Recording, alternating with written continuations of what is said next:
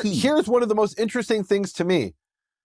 We said we'd do this thought experiment. God could send his son to anywhere in the world.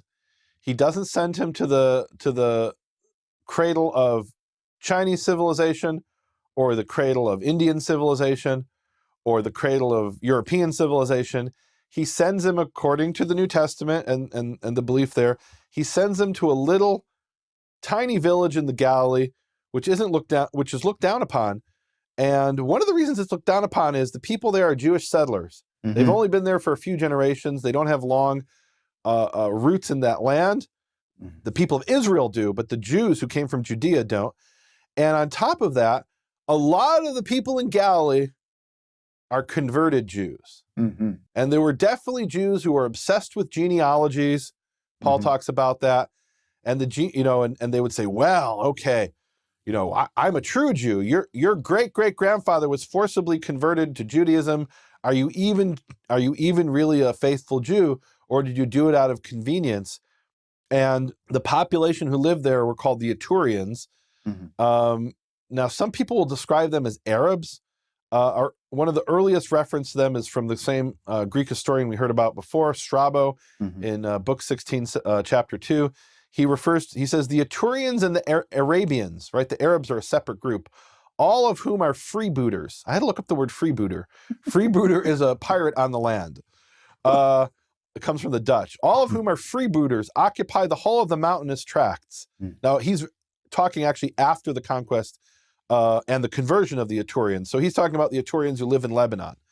He said the husbandmen, meaning the shepherds, live in the plains, and when harassed by the freebooters, they require protection of various kinds. And the robbers have strongholds from which they issue forth. So he describes the Etrurians who are not conquered, the ones that Judah Aristobulus couldn't conquer because maybe they were held up in the mountains. They come down and they harass the people who live in the plains who are raising sheep. And this is their way of life for both the Etrurians and the Arabs. Well, the Etrurians in Galilee, they became Jews. Mm-hmm. Now, there's a question about, are these Etrurians Semites or not Semites? And I'm now convinced a little bit more than I was in the past that maybe they're descendants of Ishmael, Yishmael, we're told in Genesis 25:15 and 1 Chronicles 1:31, had a son named Yetur. Mm-hmm. And Etrurians could be Yeturim. We're told in 1 Chronicles 5:18 through 22, we don't have time to get to it, how there was a war in Transjordan with a bunch of different nomadic tribes, and one of those are the Yetur. That is the Iturians. So the Iturians who came into Galilee and Lebanon were ones who earlier had been in Transjordan, and maybe they were all over the place. They were nomadic.